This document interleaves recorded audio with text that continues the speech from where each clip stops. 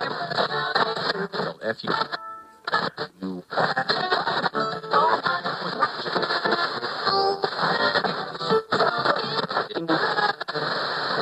means that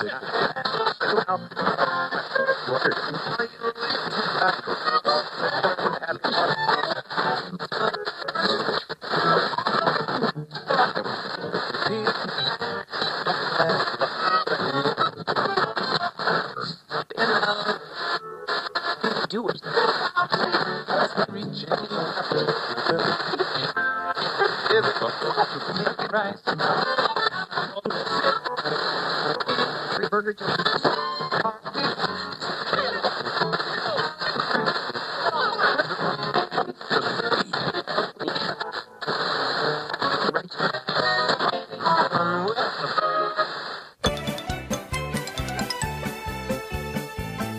Welcome to the 6th episode of Airchecks. I'm your host, Ty Rosedown. One of the best storytellers, Jean Shepherd, is best known for several published books and a little well-known movie in 1980s called A Christmas Story, which gets played in American homes annually around the Christmas season. A Christmas Story is just a compilation of his multiple stories of growing up in Indiana. He also did radio shows. Here's the Jean Shepherd show when Jean gets locked out of his office at WOR, originally broadcasted on April 16th, 1960.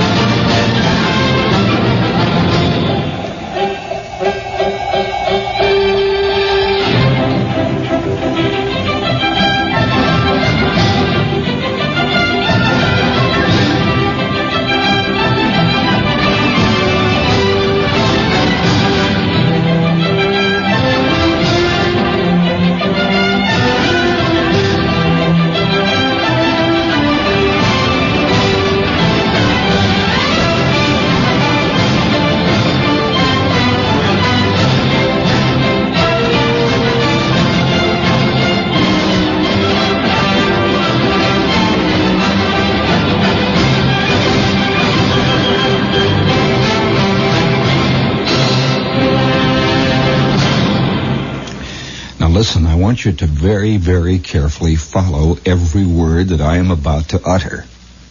And this is serious. This is probably one of the most serious things that's ever happened to this country. And I believe that I am the first man in the eastern section of this United States to have discovered it. It's a terrible plot, an awful thing that's beginning to happen. Now, let me tell you exactly what happened. I come down to the station this morning. Now, the station is a standard, ordinary sort of building. I mean, it's an office building, you know. There are all kinds of accountants, second-rate dentists, guys who do tax returns.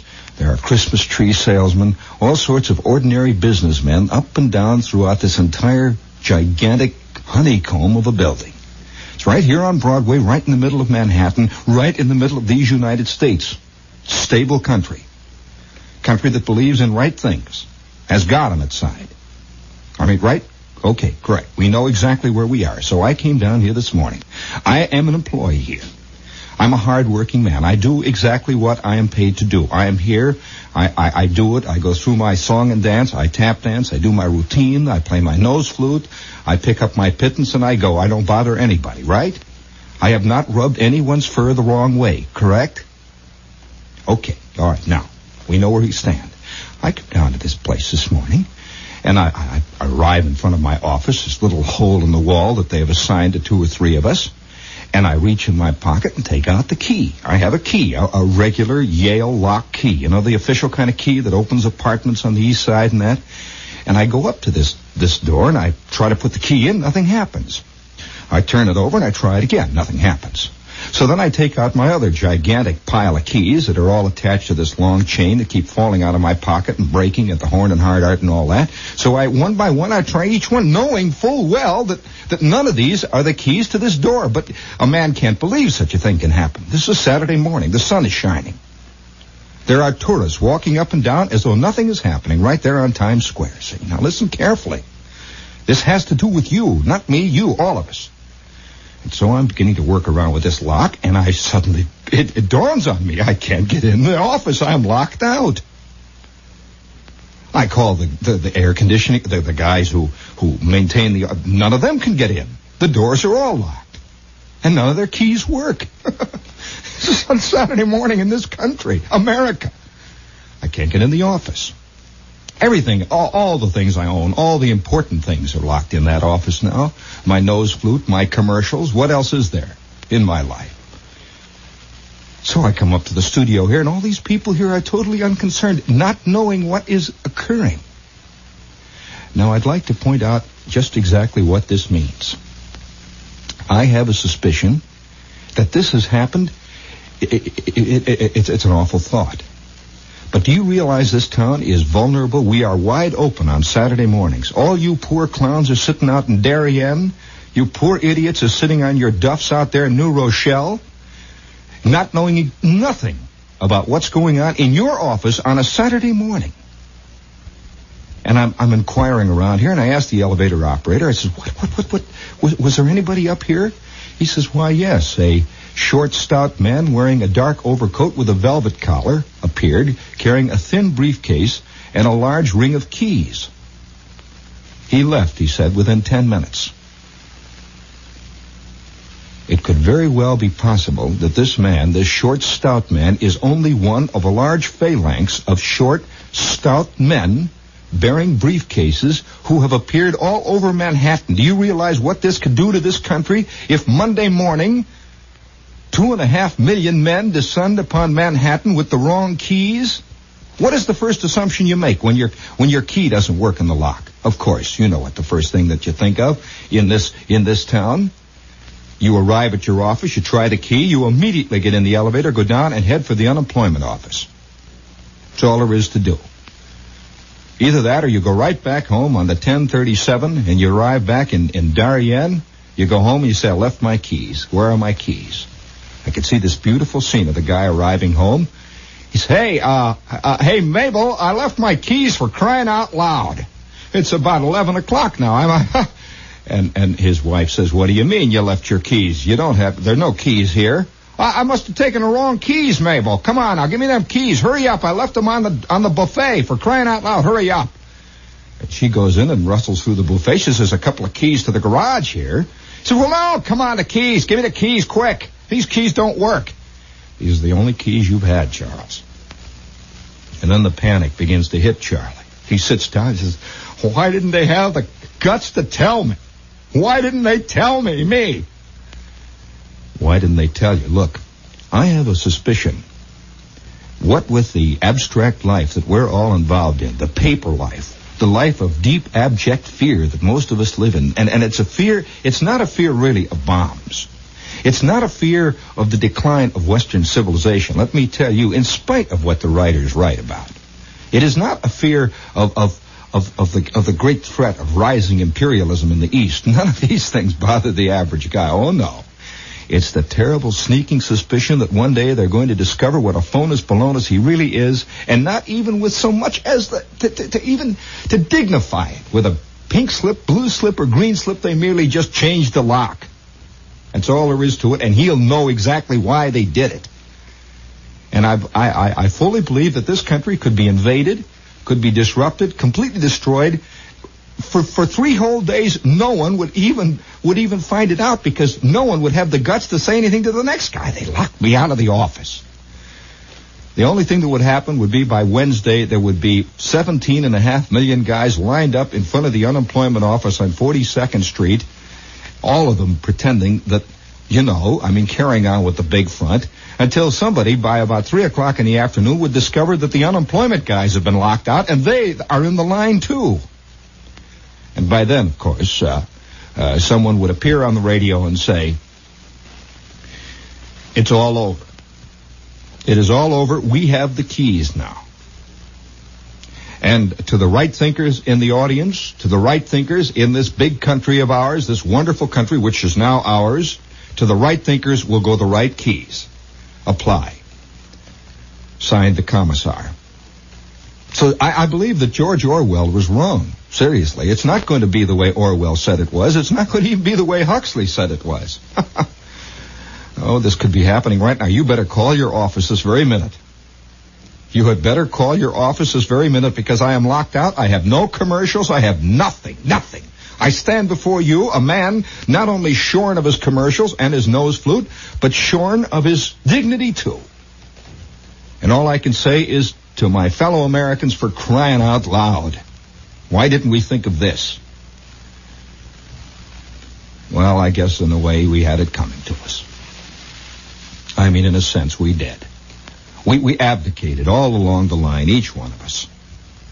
I'll admit, I never realized the value. Yeah, I can just see. Do you realize that I'm locked out of the men's room? Huh.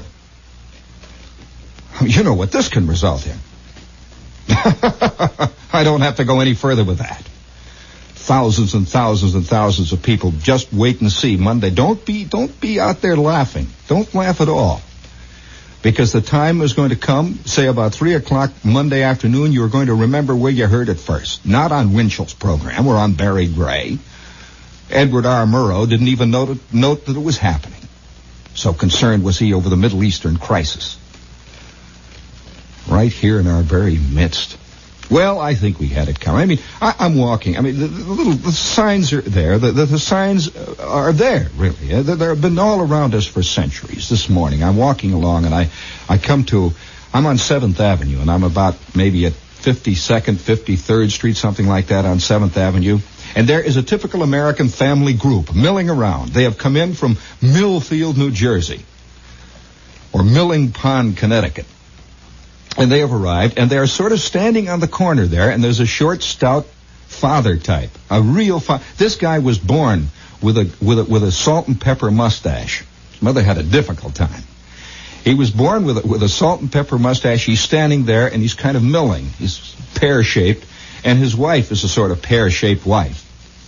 And they're milling, and they had this look on the face of, well, where shall we go now? What are we going to do? We are in the big city now. This is what we've come for. Now where to? Will it be the Roxy to see the Rockettes? Shall we go down to Rockefeller Center and just watch the flags flop? Or shall we, this thing? Well, here we are, now what? And they're standing around, a mother's looking west and he's looking east, and there are two gawky, gangling kids of the modern progressive school type kids. You can always tell the way the girl brushes her hair and the kind of blazer that the kid wears. They're much better dressed than the parents. All the dough has been invested in these two striplings. And the two were standing there. and I heard this. I'm going to tell you exactly what I heard. Father has said, obviously, what he wants to do. Mother has countermanded what he wants to do. She has something else. They're both standing there. And this tall, brushed girl, who already, at the age of 13, has a little set of letters above her head that say betrothed. You can just see her looking right out of the Herald Trib Society page. And she says to mother and father with a commanding voice, that's the sad part of it. She says, let's have a discussion. Let's have a discussion. This is a democratic discussion. You see, this is the ideal of all the Spocks, all the parent magazines, 17, Zip, Pip, Quick, all the rest of them, that whenever things are going wrong, have a discussion. Rely on the judgment of these idiotic 13-year-olders. And in the end, give in to them, you see, through a long series of illogical arguments. And so I'm walking there, and this chick, this 13-year-older, says, let's have a discussion. And poor father, I could see he just sort of wilted a little bit, and mother wilted a little bit, and I knew what the discussion was going to result in. And it's no wonder we've lost our keys. It is no wonder we have lost the combination to the lock. and I go, about 10 minutes before that, I'm walking past Carnegie Hall. And here is a real Schraft lady standing out. This is, by the way, the gathering place for Schraft ladies on Saturday afternoons and Saturday nights. And they're all standing out there. And there's one wearing, the kind of fur wrap, the little fur wrap that looks like a kind of a brownish fur wrap that kind of goes halfway around the shoulders and hangs down to about the shoulder blades. This little kind of, what do they call those things? These are old lady type. Is that a stole? Well, she's got this thing around her, and she's wearing this little pot turned upside down on her head. A real Schrafty hat.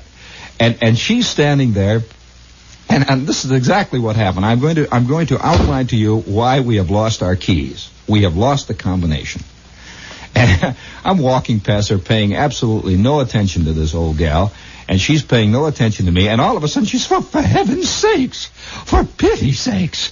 And I turned, I thought she was saying something to me, and she tore out on the sidewalk and kind of went into an Immelman turn, a slow looping turn, made a turn to the right, and there another one who looked exactly like her came darting out of a doorway, and they both clasped each other. She says, "Emily, for pity's sakes, I've been waiting for a dog's age. Where have you been?"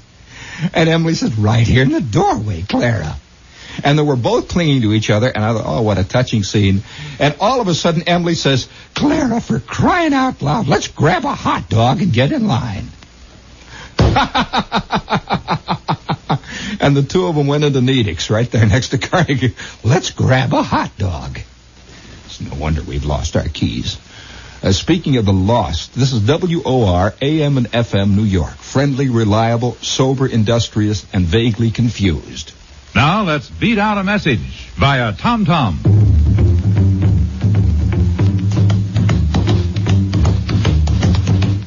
Isolate light, isolate light. Precisely right, precisely right. Crisp free pressure.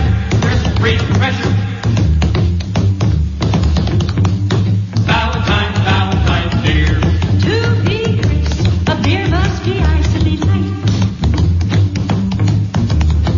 With arbitrated, precisely right. Loudly golden, crystally clear, the crisp free pressure. Valentine beer. Hey, get your cold beer.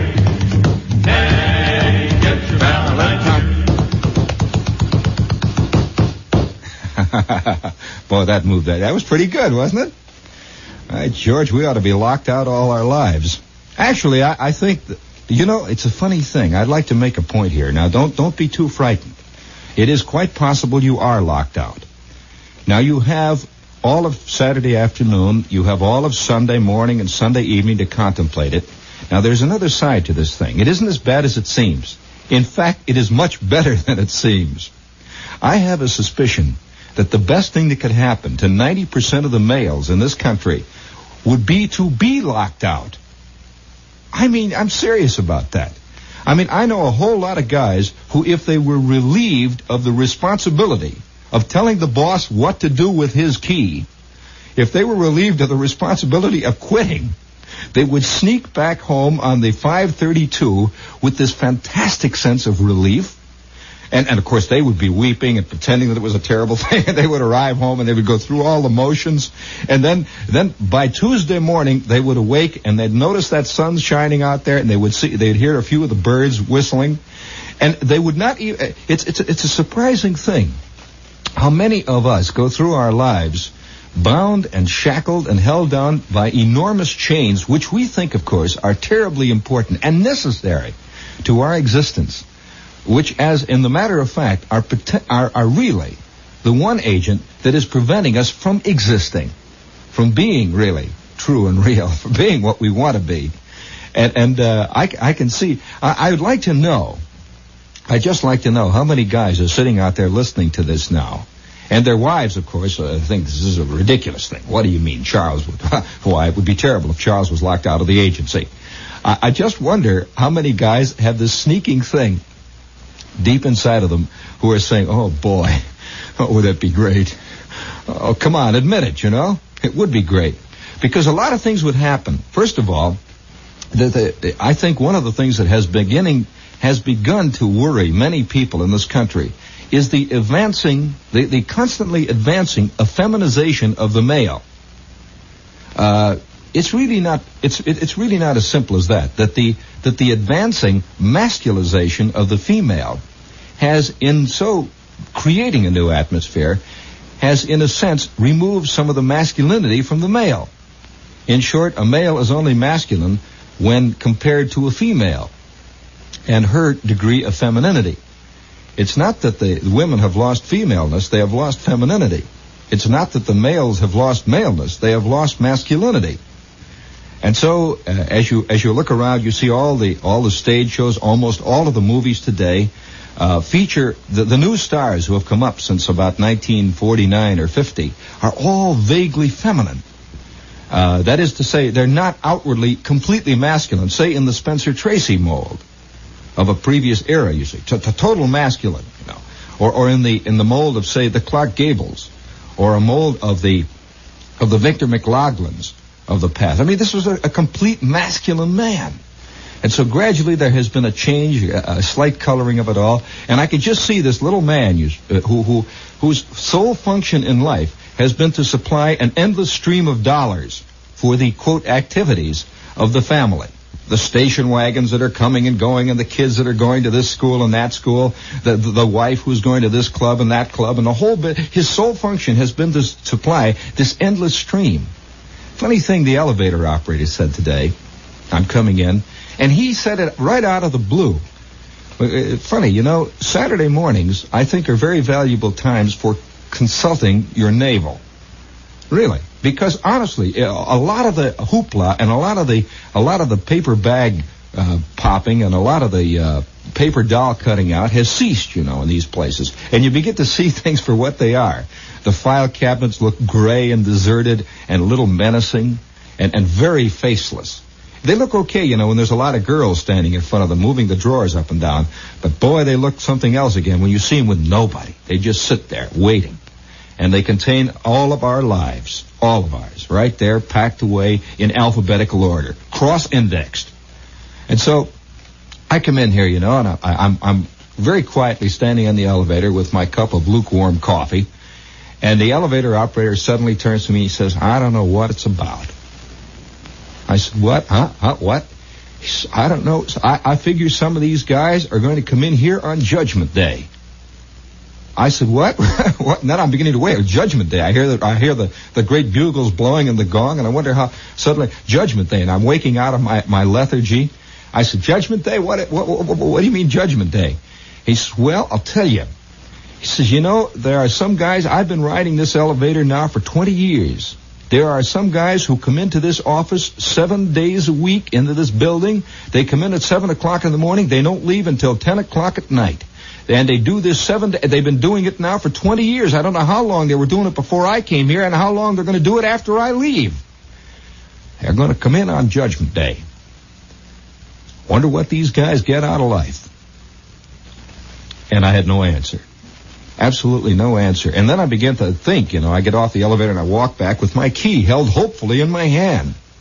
And I try it in the door and I'm locked out. And I'm struggling around. There's the first moment of panic, and then there's the great moment of relief. And I turn around, I'm walking away from the door, okay, and it suddenly occurred to me that these guys, that most of these guys who spend their lives going up and down elevators and shuffling papers back and forth are running as hard as they can, just as wildly and as hard as they can from something else. They're not running to something, they're running away from something. And they're running away from this involvement with mankind and with the human being, with the family, with the people. Because you're not involved with people at all when you're involved with file cabinets and papers and deals. That's totally abstract. And I'm going up the stairway then. I try the men's room. I'm locked out. I'm wandering around there, and I'm disenfranchised. And I said, well, you know, maybe Maybe the bugles are getting ready to blow. Who knows? And I suspect in some ways that they might be. Like today, I'm walking. These are all things that happened to me today. Exactly, all in one line, just lined right up. I'm walking along. I know. Or maybe I passed one block after I heard Emily talking to Clara, and I'm in the next block and I'm waiting for a light, and a cab pulls up, and I'm suddenly reminded of an incident that occurred to me 4 or 5, maybe 3 or 6 or 9 days ago. Are you a collector of cab companies' names? You know, don't fall into the idea that all cabs are just cabs. And don't begin to believe that they're all named either Yellow or Checker. They are not. That there are thousands of cabs in this right here in this city that have a little red series of block letters on the back doors that tell the name of the cab company. Now, how this works is that if you're a cab company owner and say you own 100 cabs, well, for tax purposes, what these guys do is split their company up into about 30 different little companies, and each company owns 3 cabs, you see. It's kind of a corporation tax deal, and actually it's one big company, but there are 30 little corporations, and each one has to have a name that has to be put on the outside of the cab. And so they come up with some great names. I'm telling you, some of the greatest names. For example, there is the Money Cab Company. I mean, how's that for a guy getting right down to the basic of it all? I saw this when by George, there's the Money Cab Company. And one day I get in the cab and it says Friendly Cab Company. And I get in, and there's this little gnarled cab driver sitting up there in the front seat. And he's going,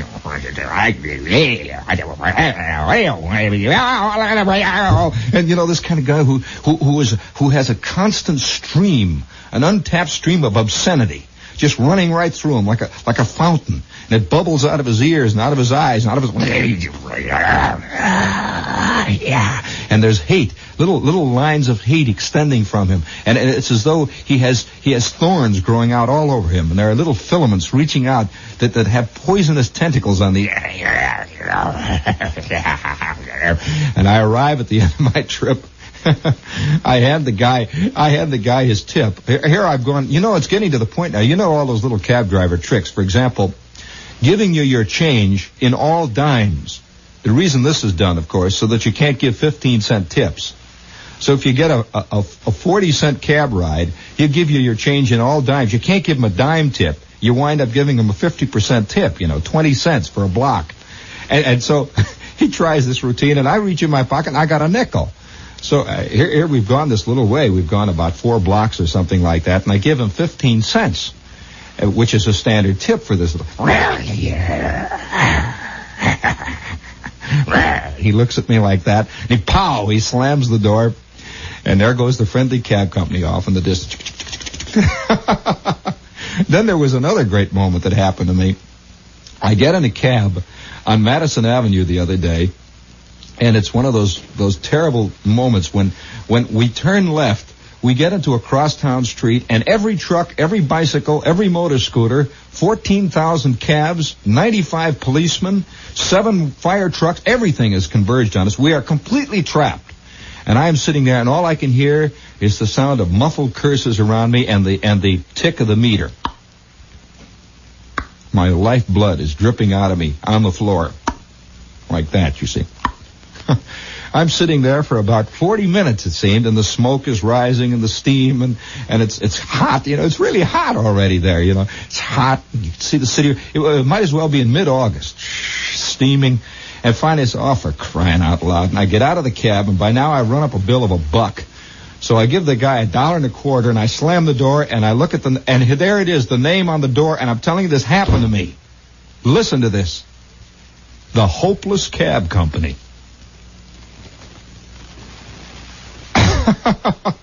That was the Gene Shepherd Show. Beachcomber, by the way, was a radio program that aired from March 1989 to December 1994. There were 18 half-hour episodes, and it was broadcast on BBC Radio 4 and was later rerun on BBC Radio 7.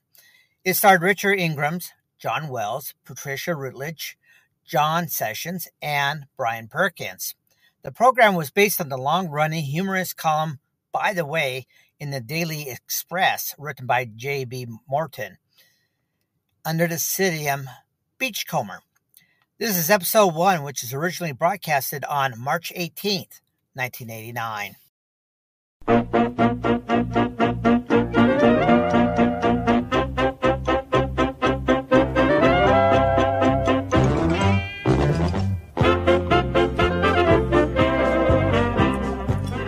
We present Beachcomber by the Way, selections from the humour of J.B. Morton, with Richard Ingrams as the author, Greetings, my public. interruptions from John Wells as Prodnose, What is all this? Be gone, you oaf. and Patricia Routledge and John Sessions as several red-bearded dwarfs, amongst others. Beachcomber by the Way.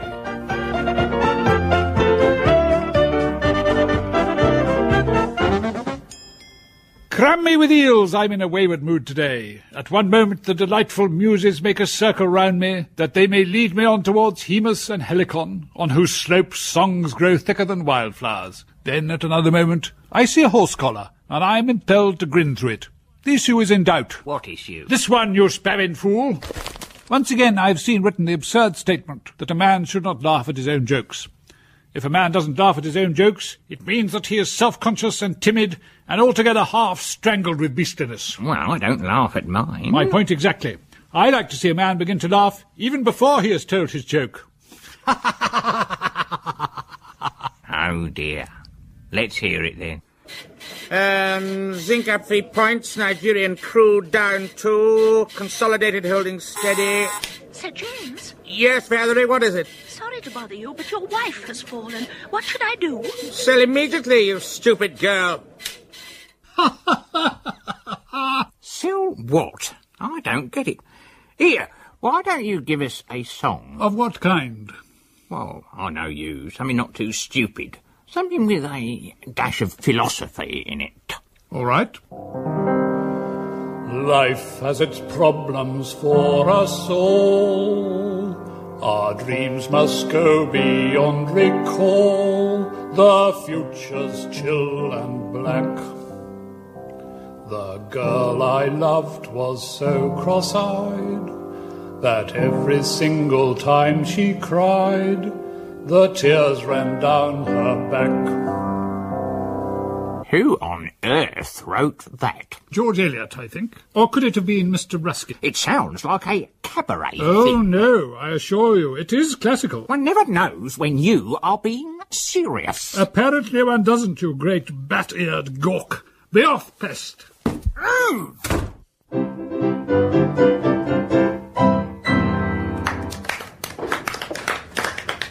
Thanks to Mrs. Screaming for such an interesting piano recital.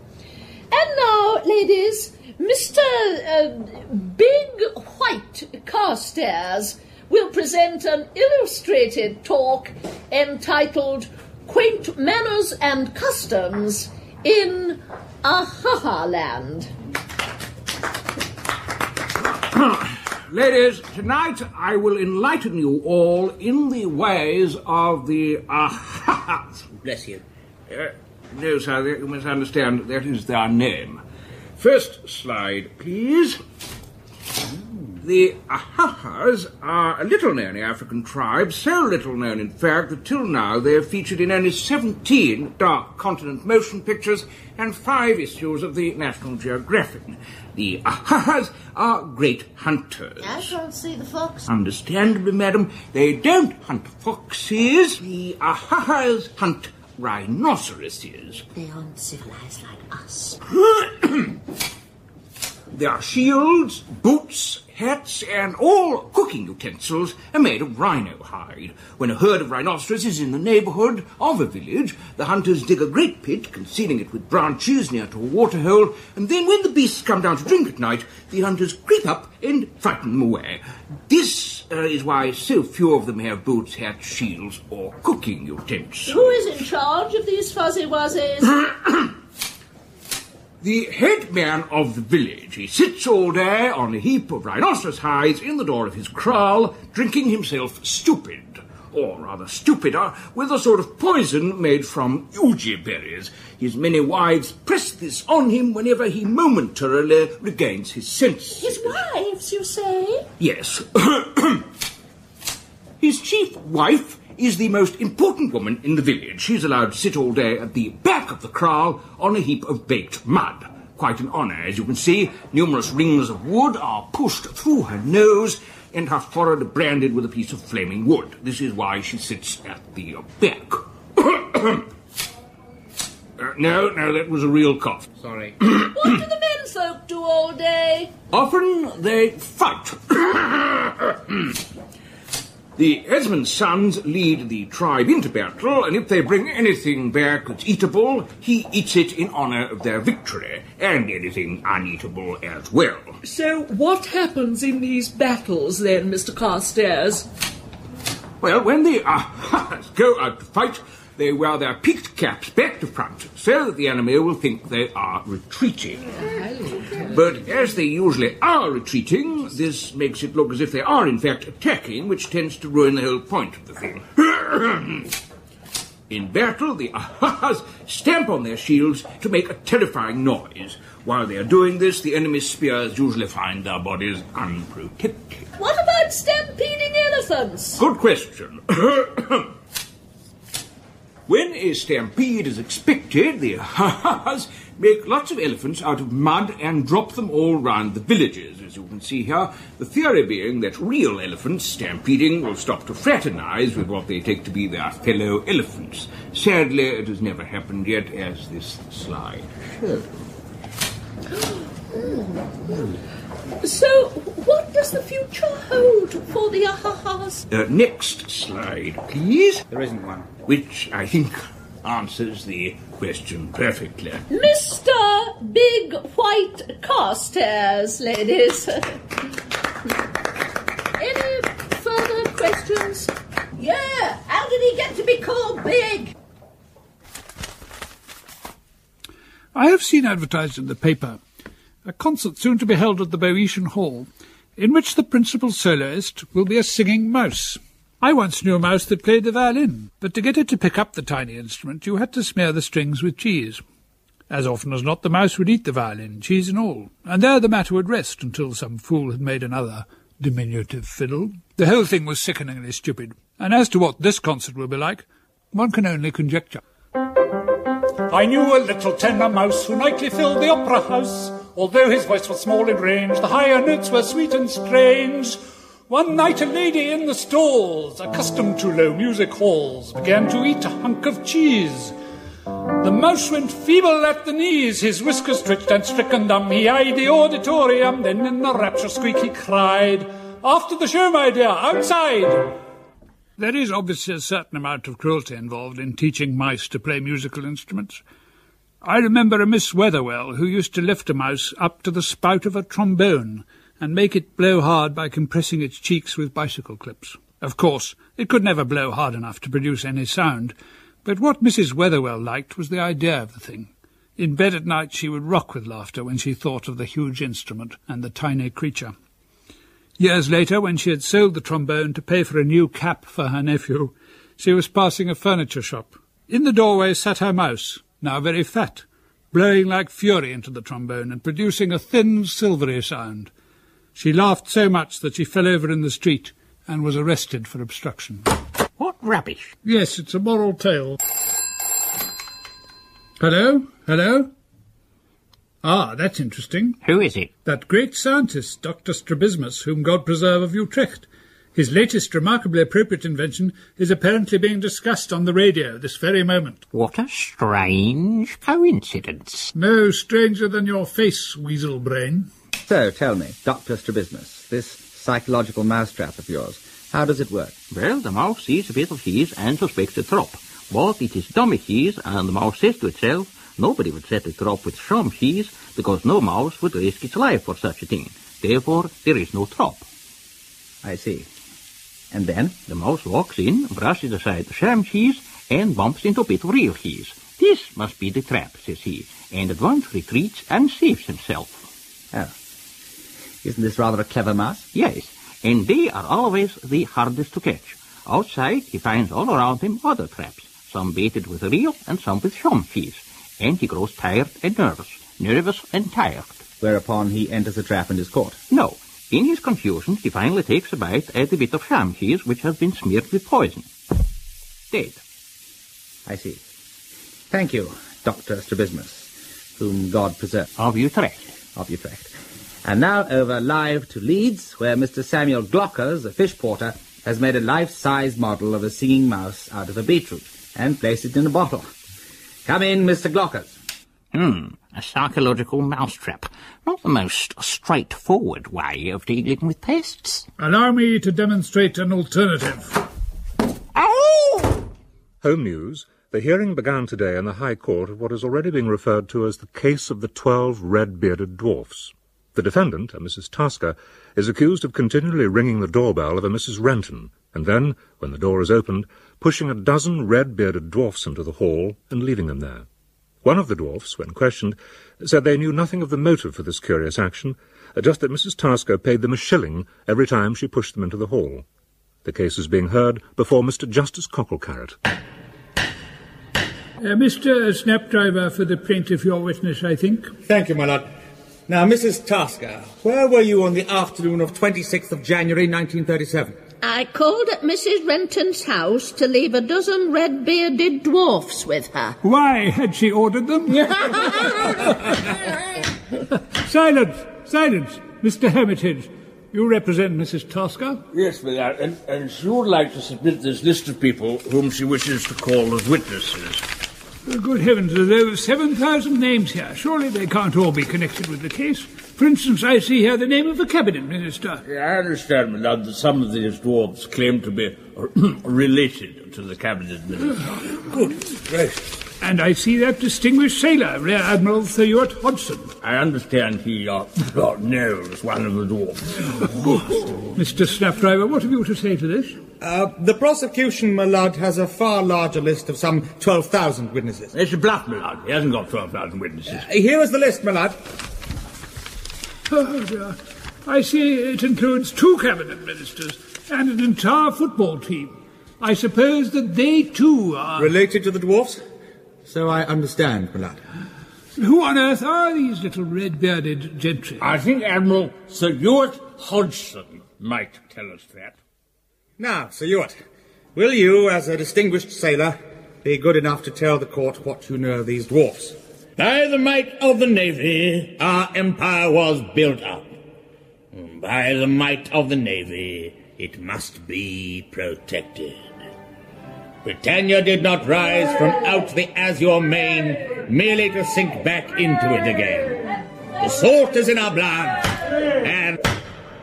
Sir Ewart, what has this to do with the case? My lord, the future of our Navy is the concern of us all. I shall have to clear the court if this goes on. My lord? Mr. Hermitage. I beg leave to enter a residuum, my lord, with judges. Don't talk rubbish, there's no such thing. All right, sir, my lord. I have no option but to adjourn the court. Reconvene on the 27th. The continuing case of the 12 red-bearded dwarfs threw up new sensations today with the hearing of evidence from the plaintiff, Mrs. Renton. Describing her first sighting of the dwarfs in her hallway, she said that her initial instinct was to laugh, seeing each little gentleman standing there, fingering his hat nervously. After lunch, Rear Admiral Sir Ewart Hodgson was called again by mistake and immediately made an impassioned plea for the Navy to provide shorter hammocks for small sailors. He was then removed. Further uproar was occasioned when a woman in the audience stood up and pointed, screaming, at one of the dwarfs. It's my Ludwig! My own little son! Ludwig, don't you know your mother? Well, do you or don't you? My name is Bob, and I am an orphan. I was left on the doorstep of a house in Eaton Square in a basket. A month later, both my parents died. How do you know? I read it in the paper. What? How old were you? 31. It happened last year. I was mistaken for the laundry by the maids of the house, who had hysterics when I stepped out of the basket. So I went to Nuneaton to seek employment, and it was while working there for a haulage contractor that I met the lady who afterwards became my wife. And dearer, sweeter creature I have never... All this has nothing whatever to do with the case. Oh, it breaks my heart. I'll adopt the little dear. Kindly remove that woman from the court and bring back Mrs. Tasker. Mrs. Tasker, what was your motive? I wanted to drive dwarfs into our hall. But why? You will admit it is an unusual occupation. Not for me. I've done it all my life. You have driven dwarves into other ladies' houses? Certainly. Where do you get your supply of dwarfs? From an agency. Fudlow and Trivett. Extraordinary. Dr. Spunton, is there, to your knowledge, any disease which might account for Mrs. Tasker's strange habit? There is. A rufonanitis. The symptoms are Symptoms? seen... Yes, symptoms, but I always put a P before a Y. I can't help it. This is preposterous. The case is adjourned until we can clear things up a bit. But I've come all the way here from P-Oval. More drama in the dwarves' case at the High Court today. Due to an error by the chief usher of the wardrobe, Mr. Justice Cockle-Carrot emerged from the robing room with his wig on back to front. Court was delayed for several hours. Later, one of the dwarves was cross-examined. Your name is Howard Braffington? It is no such thing. It is Stanislaus George Romney Barlow, Orky Menders. 2 Barlows? Why not?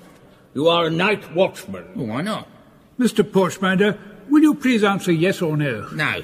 Where were you on the night of the 10th of April? No. Retaining fees aside, would it not be better to speed up this case a bit? Yes. Ladies and gentlemen of the jury, it is now time to consider this case on its merits. And what, sir, would you say were its merits? We have not so far understood one word of the proceeding. Nevertheless, certain facts stand out. For instance? I will not be cross-examined by my own jury. Now, these red-bearded dwarves... What now? Not red. Let me see. You've dyed them yellow. A very foolish trick. Perilously near contempt of court. Well, I'm sorry the colour of these gentlemen's beards is not material to the case. I will not be led off into another line of argument, Mr. Hermitage. I intend to make a supreme and almost despairing attempt to sum up this most curious case. If anybody has any questions to ask, let them be asked at once, so that I may be released from my next case, that of Hungarian Lighthouses Limited versus Mrs. Mara Kiki. Well, we did that one too. And how do you small gentry come to be involved? We are Miss Mara Kiki. It is we who wrote the famous letter cancelling an order for 1,230 lighthouses. Oh, no. Last night, a freak fire believed to have been started by sunlight streaming through a judge's water bottle brought to an end the case of the 12 red-bearded dwarfs. Rumours that Mr. Justice Cockle-Carrot was himself manipulating the bottle at the time, before feeding the flames with his wig, have been strenuously denied. An eyewitness had this to say of the incident. There can be no safeguard for the peace of Europe until our British-built warships lie keel to keel across every knot of the 7 seas. And until a British submarine is berthed in... Ah, I wondered what had brought about the lull in hostilities. You are reading. I'm a bit of a bookworm myself. Half of that description may be true. What is this? The Anthology of Huntingdonshire Cabmen. Any good? Can't say I've seen it in the digest. Any good?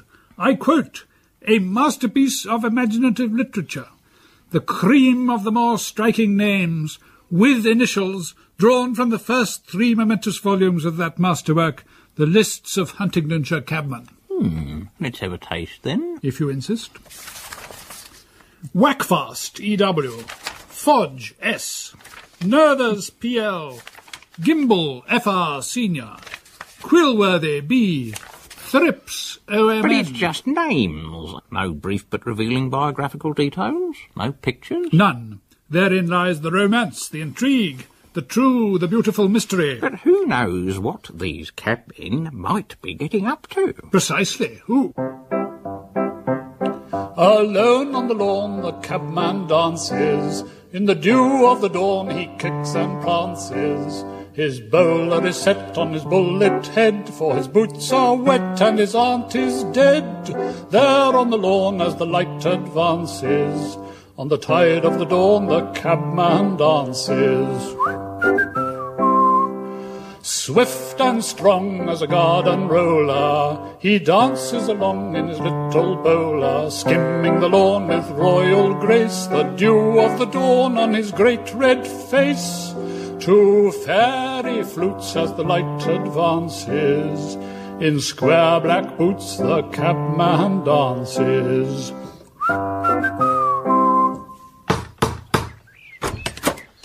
Hello, Vicar. Goodness, it's young Owlscombe. Still unhappy with your lot? Yes, Vicar. But I've decided what to do. I'm going to Canada to begin a new life, to seek fame and fortune. Well done. My blessing on you, my son. Is there any way I can help? You could lend me some money for the ticket. All right. Here's £50. Good luck, my boy.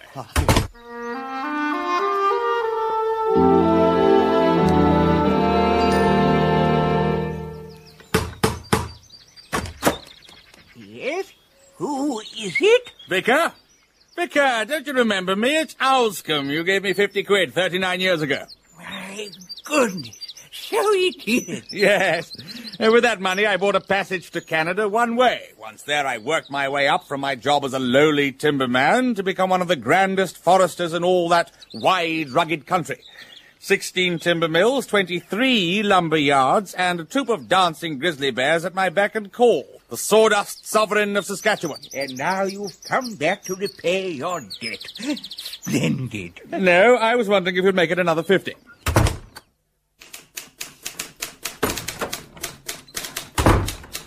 Aha! Now what new beastliness are you concocting? I'll ignore that, you jabbermouth. Hark to this, a few entries from my soon-to-be ecstatically reviewed... By whom? By me, of course. You think I care a fig for anyone else's opinion?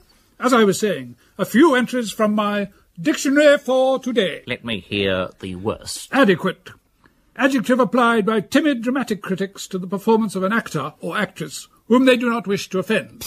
Amateur. One who plays games for the love of the thing. Unlike the professional, he receives no salary and is contented with presents of clothes, clubs, rackets, cigarettes, cups, cheques, hotel expenses, fares, and so on. Gosh. Arctic conditions.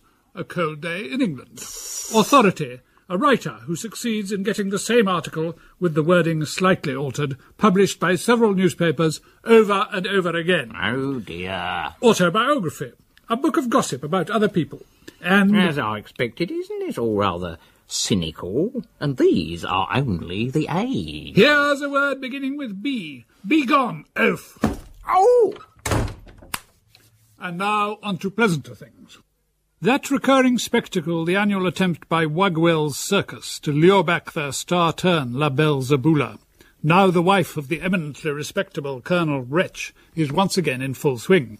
Last week, Wretch Manor received a visit from the human snake, a Mr. Ernest Pablo, who began contorting himself around a side table during a discussion on colonial policy. And yesterday the Colonel was startled by the appearance of a lady with a massive black beard, who beckoned him onto the lawn. By the afternoon it was all over the neighbourhood that Colonel Wretch had a bearded lady in his life. A heavy correspondence has ensued. Mrs. Wretch to Mr. Wagwell. Dear Hildebrand, my circus life ended when I married Colonel Wretch. Your repeated efforts to persuade me to return, even temporarily, are an embarrassment to me in my social activities. One lady has got hold of a picture of me standing on your shoulders and enticing a large ape to drink from a beer bottle. Furthermore, if Anselmo the midget must pay a call, need he run barking between the vicar's legs? Don't ask me to make a comeback any more. La Belle Zabula must be but a memory. Yours sincerely, Utter Wretch. From Mr. Wagwell to Colonel Wretch. If the exquisite mountain who is now your missus will not come to her old pal Mohammed H. Wagwell, what about me coming to the mountain? What about you lending the grounds of Wretch Manor for a few performances? Nothing knocks the public like a dash of circus in a truly rural setting. I wait your reply before coming to pay a formal call. I may say I've asked Madame Goulash, she of the sweeping beard, to lay off you. Colonel Wretch to Mr. Wagwell. Dear Mr. Wagwell, you do not understand. The world in which my wife now moves is never brought into contact with people who do aerobatics on horses or intercept seals' food. She is called upon to meet people who do not know that such things go on, and when they are told of it, either close their eyes to it or write letters to the papers to get it stopped. Yours truly, Arthur Wretch. From Mr. Wagwell to Colonel Wretch. Sir, While fully appreciating your hesitation in being asked to release your missus for her whole equestrian act, I must point out that an honoured member of our troop, Mimosa Mamie, Queen of the Tightrope, is, in her more private capacity, the wife of a respected chiropodist of Bury St Edmunds, who is also on the local Conservative Club catering committee.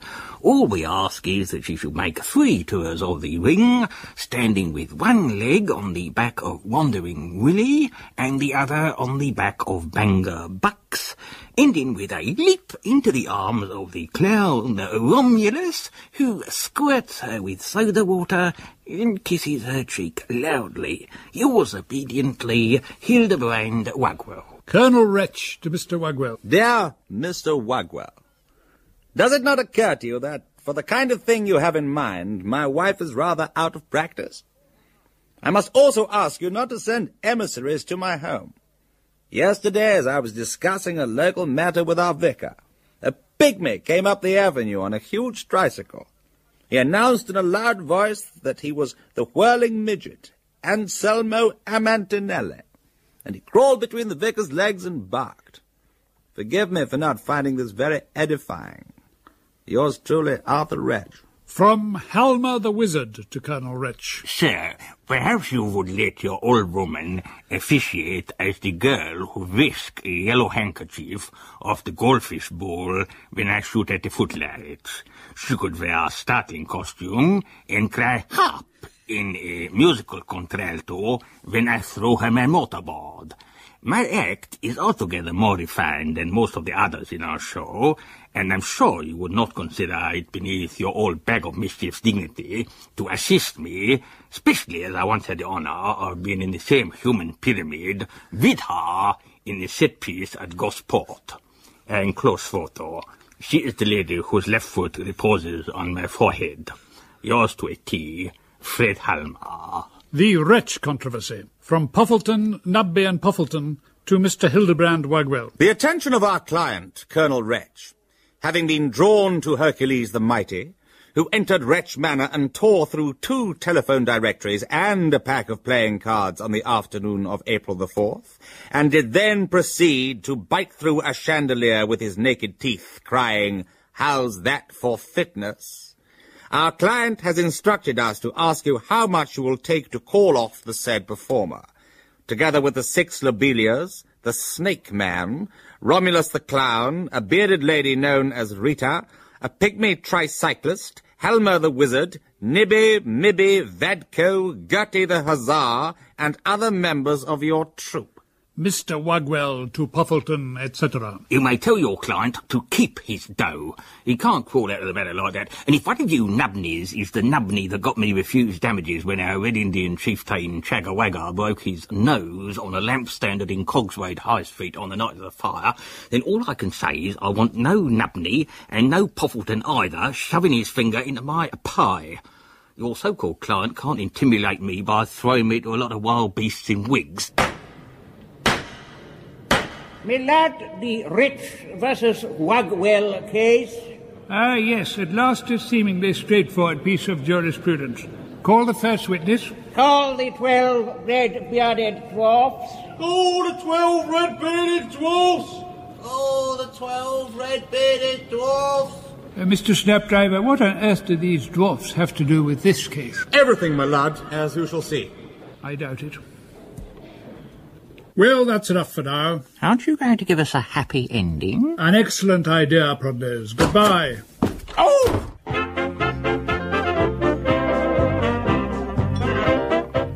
That was Beachcomber, by the way. Adapted for radio by Michael Barfield, with Richard Ingrams, who appeared as Beachcomber. Patricia Routledge, John Sessions, and John Wells played the other characters. Your announcer was Perkins, and the producer was Thompson.